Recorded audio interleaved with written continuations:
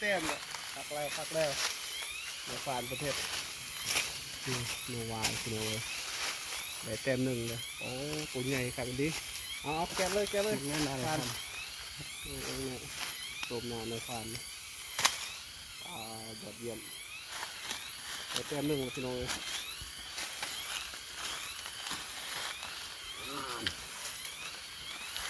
หนูไว้สุดยอดเลยเรียบร้อยบวชหาบุญเนาะโอ้ยสุดโป๊ะเจ้าอ้าวฝุ่งสมปนปากเลยนี่แถมหนึ่งแล้วเบียงเลยฟูคักแล้วแรกเนาะนี่โอ้มันก็มีกำลังแค่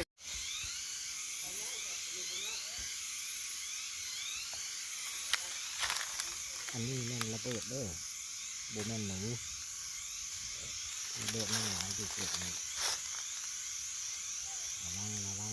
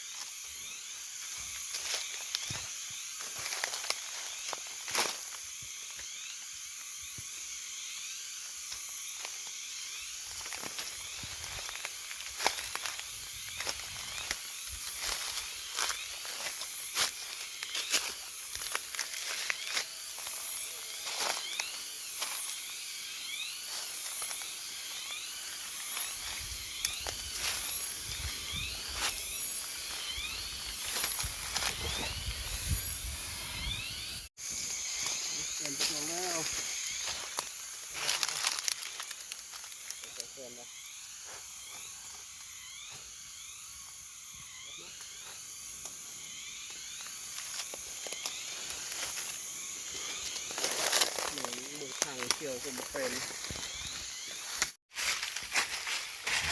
มีล้วนประมาณนี้มีเดี๋ยวใช้จับเหมือนกันจับนู้น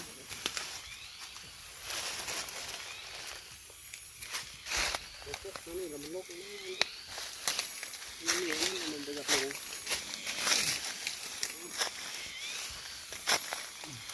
ดูฟันเลยจับต้นโอ้มาเลยได้เรื่องโอเค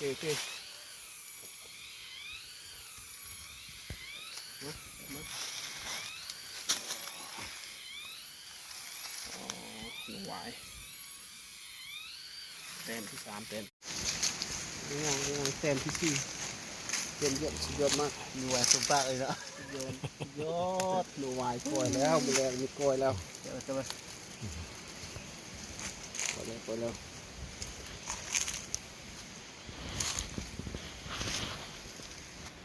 เรื่องบอลมันมีแล้วมัน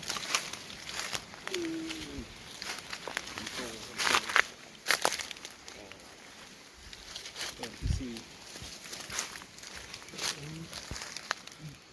มันลายเนี่ยซื้อมาดีเลย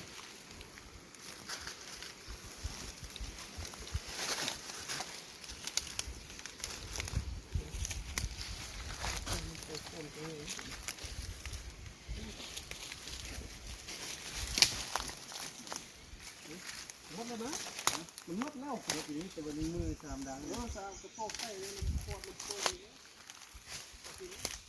ไปเร็วเดียวแล้วเป็นไง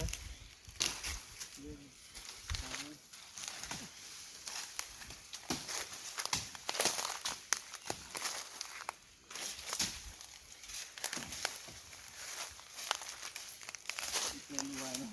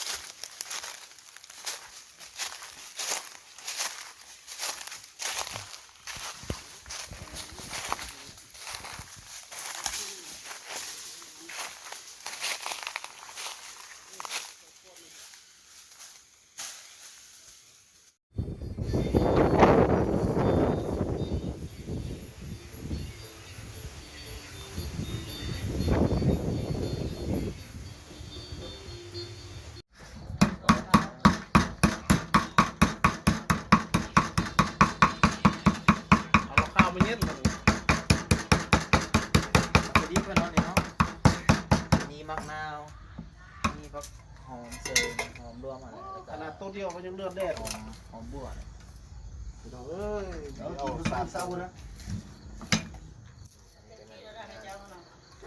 มือกันนุ้ยมือเลย ต้มเนาะ เลือกไว้ไหม ต้ม คะ โพดบ่นี่ต้มโพดเนาะอ๋อ ในหัวมัน แท้เนี่ย ซุปคือน้ำซุป อ้าวซ่องเพิ่นกินโพดหนูโอ้ กินคนหนูเนาะ คนเทพได้กินได้เลย คนธรรมดาคนสอง นี่ จะเป็นแกงเฮ็ดหยังแกงเฮ็ดหยังนี่เฮ็ดขาวเฮ็ดขาวเนาะใส่สิ้นหยังแกงเสื้อหม้อเนาะ